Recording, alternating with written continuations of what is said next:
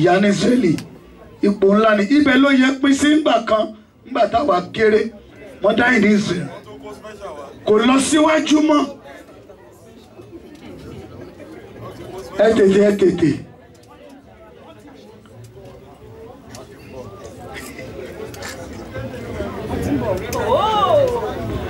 tètè ẹ tètè màmá tó ń lọ sí mọ́dáyìn ní Ísírẹ́lì.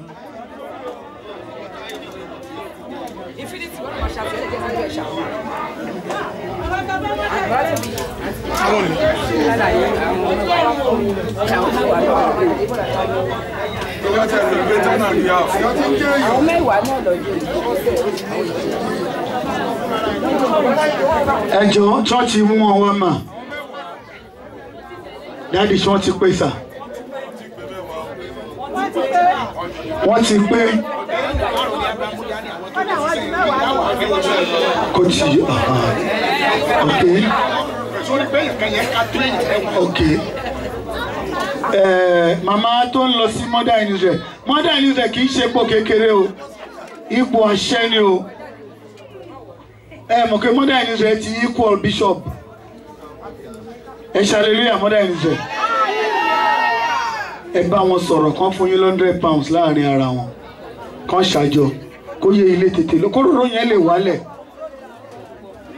ohun tíjọ fẹ́ ni mò ń ṣe o kì í ṣe tèmi o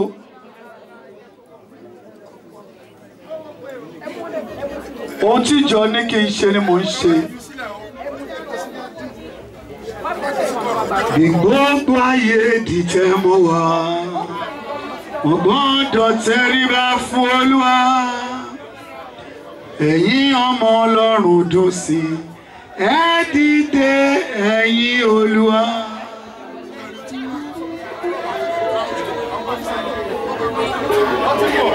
Hallelujah. Yeshua, oh la la, Marai, Marai,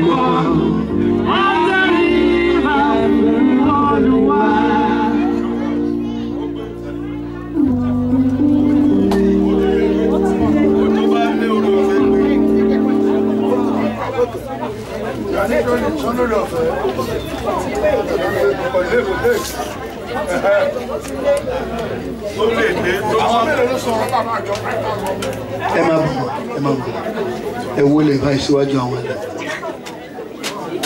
Bá ayé mi ò lọ wá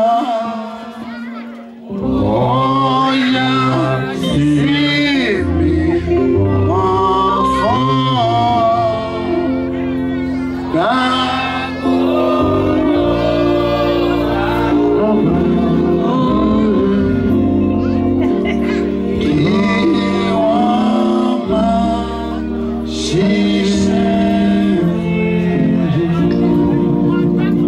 Special Apostle Túndé Ọlábísí ǹjẹ́ ẹ ti wádìí pé wọ́n tọ́ wọ́n sì yẹ láì fi ẹ̀tàn ṣe níwájú ọba gbogbo ayé pé wọ́n yẹ fún ipò ìyá ní Ísírẹ́lì pé wọn ò ní dójú ti iṣẹ́ ìránṣẹ́ a ò ní bá wọn níbi èrí. Bẹ́ẹ̀ni mo ti wádìí mo sì rí wípé wọ́n yẹ láti fún ipò ìyá ní Ísírẹ́lì mo sì rí wípé a kò ní bá wọn nínú ìwọ̀n rí. Wọ́n ní wọn gbóhùn yìí sà. Mo ti wádìí mo sì rí wípé wọ́n pójú òṣùwọ̀n wọ́n yẹ mo sì rí wípé a kò ní bá wọn níbi ìwà èrí.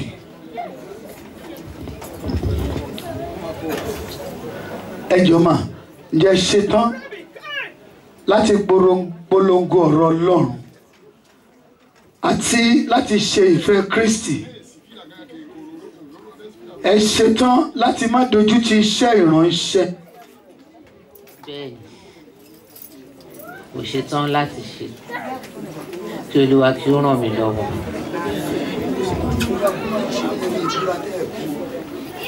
Torí pé láyé àtijọ́ wọn a máa búra ṣùgbọ́n lábẹ́ ìbúra kò sẹ́ńtì kì í ṣubú ṣùgbọ́n pẹ̀lú ìrànlọ́wọ́ Ọlọ́run ẹ ò ní ṣubú. Ọlọ́run Mósè Orímọládé ọmọ tún aláṣẹ Ọlọ́run Abíọ́dún Emmanuel ọmọ Akíṣọ̀wọ́n, Ọlọ́run abẹ́ òrùlé tí mo ti jáde, Ọlọ́run Síónì ọba májẹ̀mú, Ọlọ́run àwọn àgbààgbà tó dúró wọ̀nyí àti àwọn bàbá tó wà nínú pẹpẹ, kò ní jẹ́ kẹ́ ṣubú lábẹ́ ẹrù náà. Gẹ́gẹ́ bí èmi náà ti gbà á ni mo fi fún yín. Ògo ni f'Olúwa lókè ọ̀run. Ẹ ò ní ṣubú o.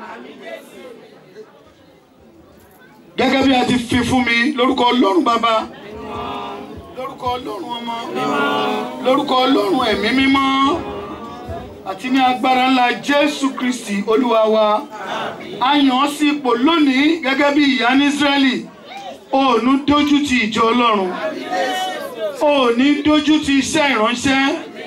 Gbogbo ibi tó o bá dé tó o sọ̀rọ̀, àṣẹ yóò múlẹ̀ níbẹ̀ láé àti láéláé.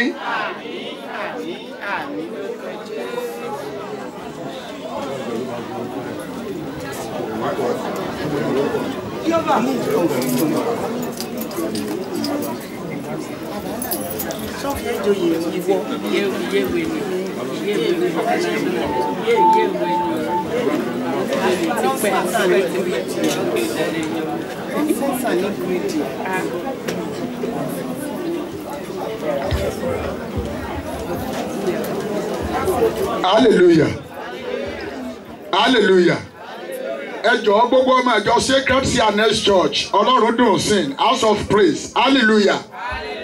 Ẹ jọ̀ọ́ ṣé a rí ẹnikẹ́ni tí ó tako oyè yìí kí ó na ọwọ́ rẹ̀ sókè báyìí. Àpẹ ntí alàgbà wa ń dá kun tí ń dá pa lórí pẹpẹ nkọ̀sọ̀wọ́ tàwa ń bẹ́ o kí onítọ̀hún na ọwọ́ rẹ̀ sókè.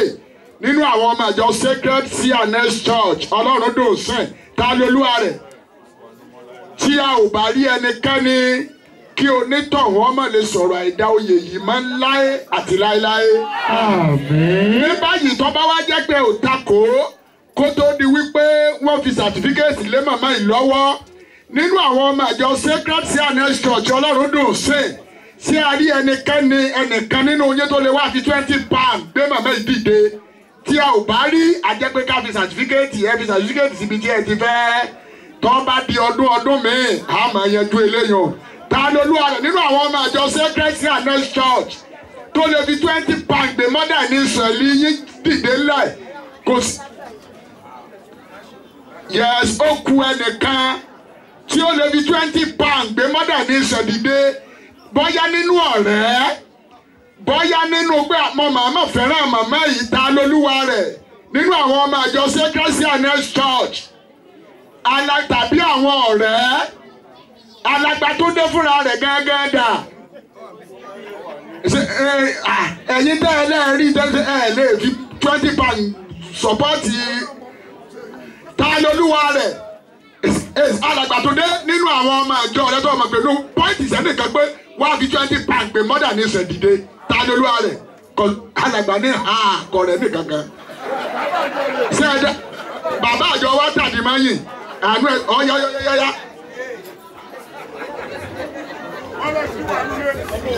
Ọ̀rọ̀ Ọlọ́run ni ìdá ni olójú méjì sí ni. Ẹ ò ní fi para yín lára. Ẹ lò ó, ẹ ó fi jagun, ẹ ó sì ṣẹ́gun. Èṣù oníṣẹ́gun ọ̀rọ̀ yìí mọ́ yín lọ́wọ́. Lórúkọ Ọlọ́run Bàbá, lórúkọ Ọlọ́run Ọmọ, lórúkọ Ọlọ́run Ẹ̀mí Mímọ́ àti ní ọlá ńlá Jésù Kristi Olúwa wa. Certificate oyè rèé. Gbogbo ibi tí ẹ bá dé ẹ má wòwò ẹ wo bí. Gbogbo ibi tí ẹ bá dé tó bá béèrè wípé ìwé ẹ̀rí yín ẹ sọ fún ọ pé òun rèé. Mo fà yín sókè lónìí. Ẹ ga jù oṣù ayé lọ. Ẹ ga jù àjẹ́ ayé lọ. Àmín Jésù. Ẹ ga jù ẹlẹ́bọ lóògùn lọ. Torí pé ọmọ ọba ọ̀run lẹ̀yin ṣe.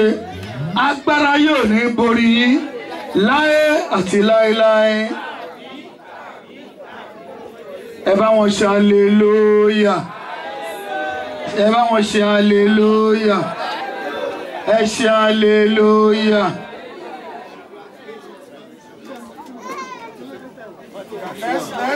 Ẹ máa bọ̀, ẹ máa bọ̀.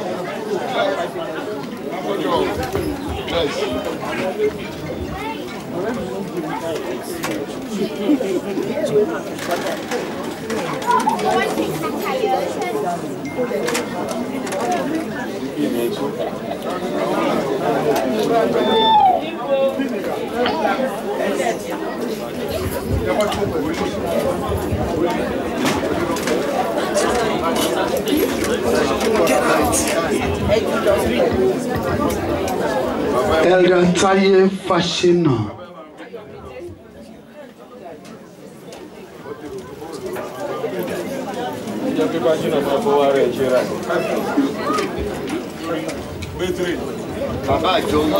Ó yá bàbá ìjọ àsìkò ń lọ a ti ń dá ìwàásù dúró jù mọ́mì ẹ máa ya fọ́tò tó kú lẹ́tà ọlọ́run wá pẹ̀lú ẹ wo nínú ẹ̀dọ́ bá àwọn èèyàn yín pẹ̀lú àwọn èèyàn yín kọ́ bàbá àjọ. ẹ kó wọn wá ẹ kó wọn wá.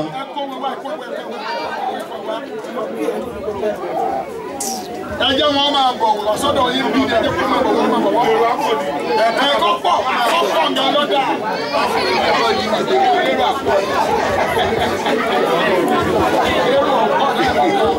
Bàbá àjọ ẹ máa bọ̀.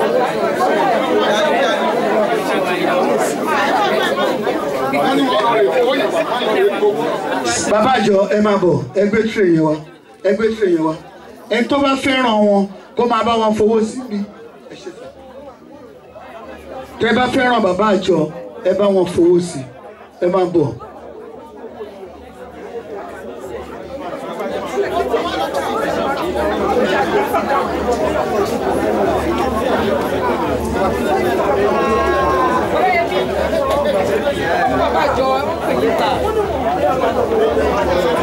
Gbogbo ọmọ àjọ Sacred Christian Church Ọlọ́run dùn sí ẹjọ́ ẹ máa bọ̀ lọ́dọ̀ bàbá àjọ yín níwájú bíbá yìí o torí Ọlọ́run àti gbogbo ọ̀rẹ́ wọn ẹ máa bọ̀ lọ́dọ̀ bàbá àjọ yín níwájú àti gbogbo ọ̀rẹ́ bàbá àjọ pátápátá ẹ máa bọ̀ kódà àti ẹ̀tí ìní ẹ̀fọ́ wọn kálẹ̀ kan ẹ sá máa bọ̀ náà. Gbogbo ọ̀rẹ́ bàbá àjọ pátápátá ẹ máa bọ̀ àti gbogbo ọmọ àjọ Sacred Christian Ọlọ́run dùn sí ẹ máa bọ̀. Not less than 1,000 pounds la nílò lọ́wọ́ obìnrin bàbá àjọ o kí bàbá àjọ lè sá ìfẹ́sì ẹ̀ dáadáa o ìtọ́ bá ti fi sẹ́kù 1,000 pounds ó ti màbá ọ̀fẹ́ fi kún ní o 1,000 pounds látọ̀dọ̀ bàbá àjọ bó ti jẹ́ nìyẹn o tẹ́ ẹ bá dẹ̀ ti fowó sí ẹ má lọ jókòó ẹ dúró lẹ́yìn wọn ni ìtumọ̀ ni wípé wẹ̀yìn rẹ wò bọ́ọ̀lù ọmọ ogun wẹ̀yìn rẹ wò ẹ má lọ jókòó ẹ dúró lẹ́yìn bàbá àjọ ni ìyẹn ni pé we are there for you yes ẹ má lọ jókòó ẹ dúró lẹ́yìn wọn gbágbágbá pé yes ẹ̀yin ẹ má wọ̀rí ẹ má lọ jókòó ẹ dúró lẹ́yìn bàbá àjọ gbágbágbá bàbá bíṣọ̀pù làtẹ̀kọ̀ náà dúró lẹ́yìn bàbá àjọ sá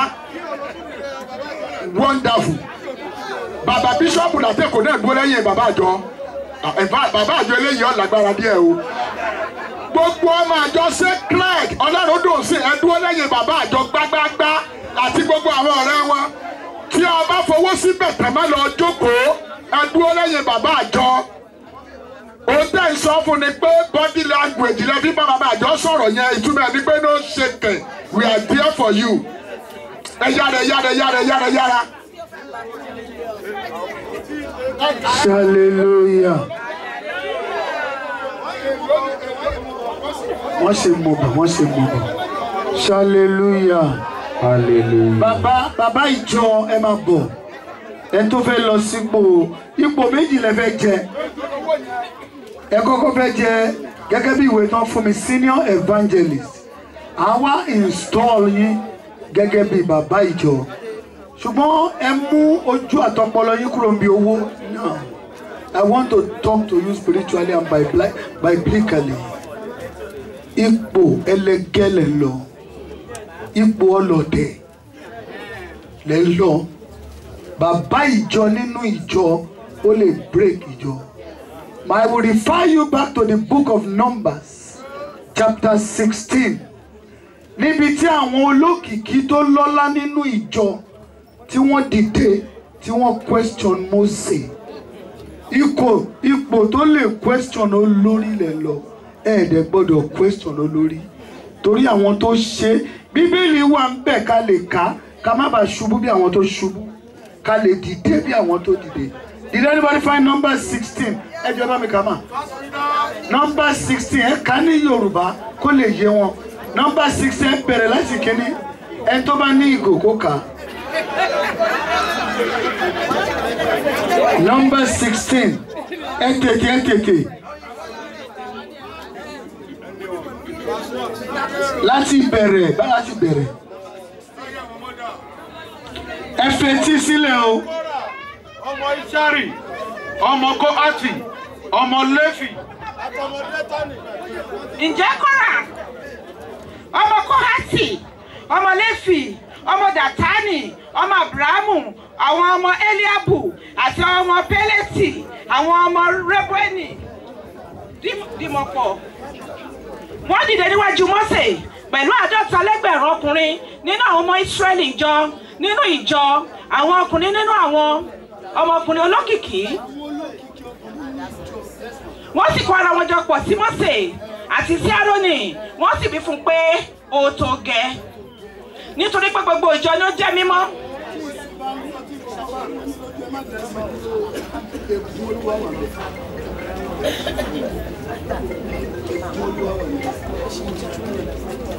I was at a seminar yesterday. The seminar taught us that if changes start from the bottom, it causes revolution. But if you start from the top, it brings revival.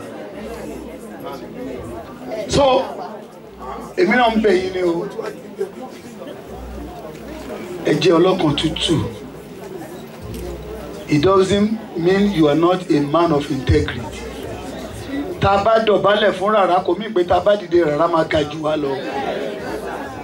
Ẹ̀kọ́ òwe lára igi ọ̀pọ̀tọ́ ibi tí Kórà, Dátánì àti Ábúráhámù ti ṣubú ẹ ò ní ṣubú níbẹ̀. Ọ̀pá ńlá lẹ gbà, iṣẹ́ ńlá lẹ gbà, bàbá ìjọ ò ní tọwọ́ yín fọ́.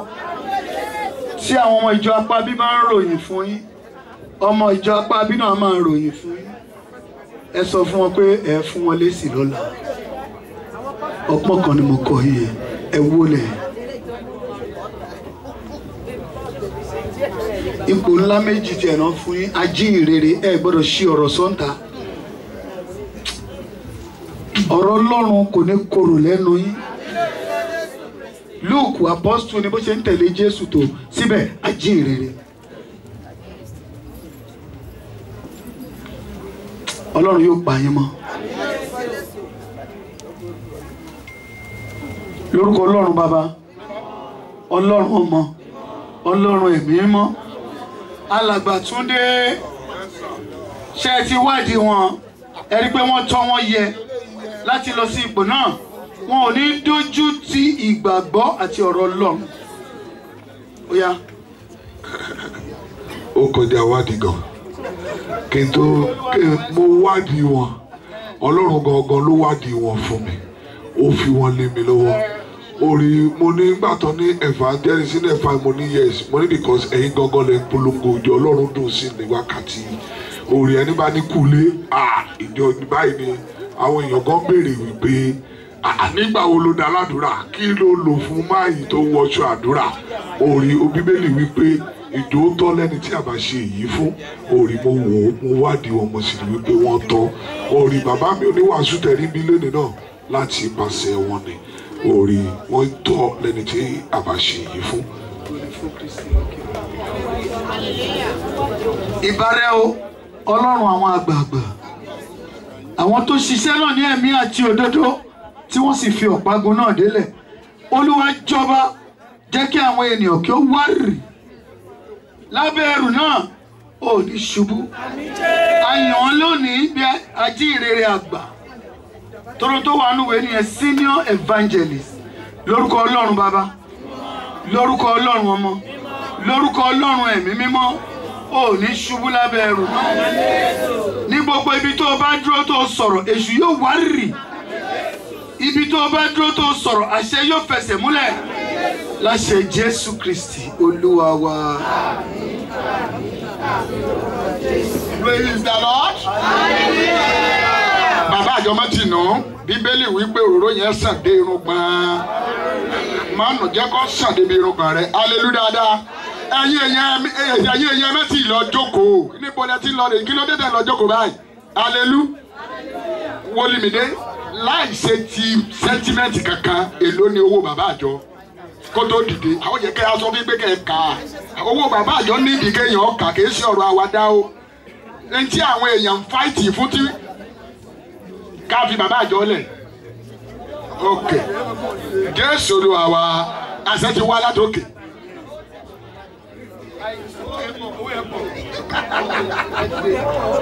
Ẹ dìde. Ṣé wọ́n ní ìlẹ̀kẹ̀ àbámọ̀rẹ̀? Torí ìlẹ̀kẹ̀ bàbá àjọ ó nípọn.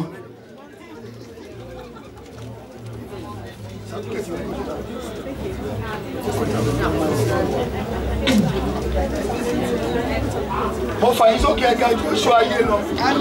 Ẹ̀ga ju àjẹ́ ayé lọ. Ipa ayé ò ní ka yín. Èṣù ò ní da ìjọ irú mọ́ yín lọ́wọ́. Ẹ tẹ̀lé mi máa bọ̀. I install you.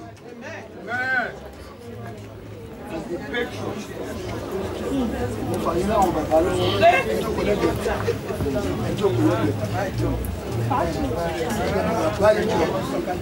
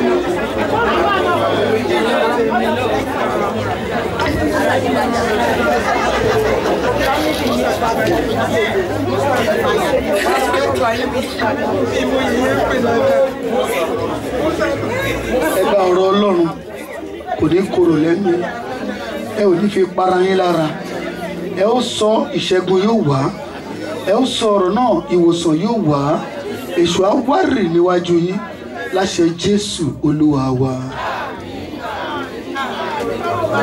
Ẹgbà sátífíkẹ́ẹ̀tì ní gẹ́gẹ́ bí ajíhìnrere tó máa jèrè ọkàn fọ́lọ́run, senior evangelist. Eléyìí rèé tó tọ́ka sí yín gẹ́gẹ́ bí bàbá ìjọ, the patron of Sacred CNS Ọlọ́rundùnsì Church láṣẹ Jésù Olúwa wa. Ẹ jẹ́ ká gbàdúrà fún wọn. Ẹ jẹ́ gbogbo àwọn òjíṣẹ́ Ọlọ́run tó wà níbí gbàdúrà fún wọn. Ẹ jẹ́ ká gbàdúrà fún wọn. Ṣáà ti ṣe tán, ẹ náwó sí wọn. Ẹ sọ pé ìjọ ò ní fọ́ mọ́ wọn lórí. Ó yẹ sọ́dàdúrà.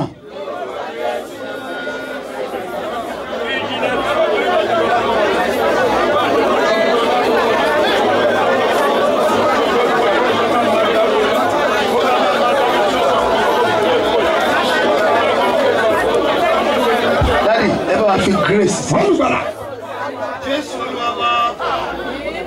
Jésù Olúwa wa.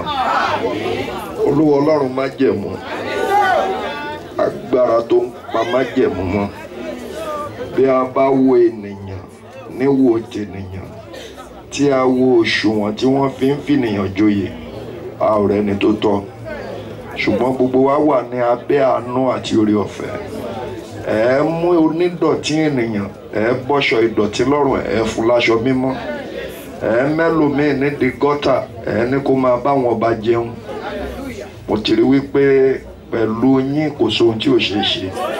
A dúpẹ́ fún ipò tó fi ọmọ rẹ sí láti gba ọkàn rẹ̀ là àti láti gba àwọn ẹlẹ́ṣẹ̀ là àti láti mú àwọn ènìyàn mọ́ ọ̀nà ìrere. Èyí tí wọ́n fún ọ lónìí agbára ọ̀run kò tì lẹ́yìn. Níwájú Olúwa tí èmi dúró, tí Ọlọ́run bá lè gba ìbọn lọ́wọ́ èmi adigunjalè tó sọ mí di oníwàásù, agbára tí ó sọ ẹ́ dẹni tí gbogbo ènìyàn ń wò lónìí, agbára yẹn kó balẹ̀ ọ́. Gbogbo ọwọ́ tó lòdì tó lè máa tako ògo Ọlọ́run nínú ayé ẹ, ọwọ́ yẹn kó gbiná dà. Níwájú Olúwa tí èmi dúró, àwọn ènìyàn tí wọ́n ń farahàn bí áńgẹ́lì mọ́lẹ̀ tí wọ́n jẹ́ tòkùnkùn, àwọn ènìyàn tí wọ́n ń gbé bíbélì tí wọ́n dẹ̀ tún ní ọ̀pẹ̀lẹ̀, àwọn ènìyàn tí wọ́n ń pe Jésù tí wọ́n dẹ̀ ń pe agbára òkùnkùn, táyé agbára wọn ò ní ká ọ. Lẹ́ni tí wọ́n fún ẹ lélẹ́yìí, gbogbo ibi tó ń wojú wọ̀nà sí ọ̀nà ńlá níbẹ̀. Owó ni wọ́n fi ń ṣòye, wàá rówó jẹ bàbá ìjọ. Ọ̀dà owó gbọ́dọ̀ dá ọ. Gbogbo ẹni tó ṣàmì tínú ẹ dùn sí léyìí, ohun rere tiẹ̀ náà dé. O dẹ̀ ní kúkú òjijì. Jésù Olúwa wa. Baba. Hallelujah. Gbogbo ọmọ ìjọ àti ọ̀rẹ́ bàbá àjọ, ẹ jẹ́ á bọ́ síbí o for the final thing. Ọyọyọyọyọyọ ìjọ nítorí Ọlọ́run, bàbá oníwàásù ti wà loaded fún ọ̀rọ̀ Ọlọ́run torí Ọlọ́run. Gbogbo ọmọ àjọ ẹjọ ẹ bọ́ síbí torí Ọlọ́run. Ọmọ àjọ the sacred CNS. Ọlọ́run dùn sí alàgbà tó dé dà. Ẹ pé àwọn ọmọ àjọ yín pé kí wọ́n bọ́ síbí. Àbí tí wọ́n ti fẹ́ bẹ̀rẹ̀ sí fẹ́ máa ṣe bàbá àjọ wọn bákàbákan nìyẹn ni. Ṣó amen. No, bàbá ni wọ́n ní ká ṣàdálé ń bẹ̀ náà ni.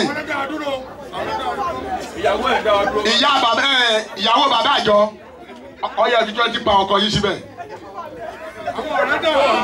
Ẹ yára.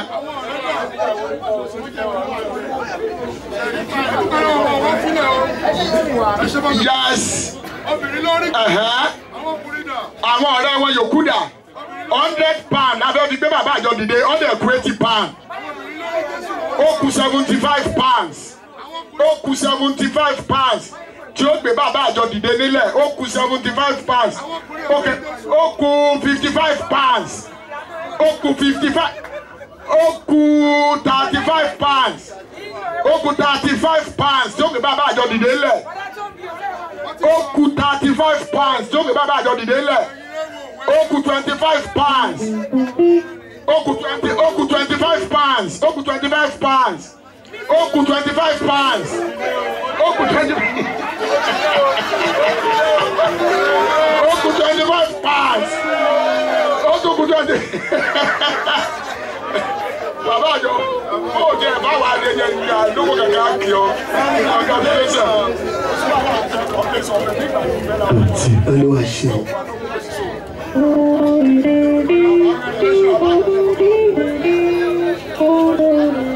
Senior Apostle David Tunde Shokoya.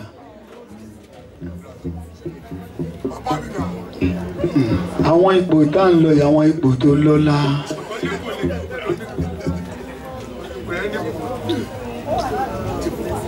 Bàbá, Olúwa dá yín sí o. Ipò tẹ́ ń lọ yìí, òun tún dangerous ju gbogbo bàbá ìjọ lọ. Torí ẹ̀ ń lọ mọ́ senior apostle leader in charge. Tẹ́ bá wo Bíbélì, Aaron ni leader in charge. Ṣùgbọ́n dé sáà kan wọn àti àǹtí ẹ̀ sista ẹ̀ wọ́n bú Mósè. Àbísà Miriam wọ́n bú Mósè. Olúwa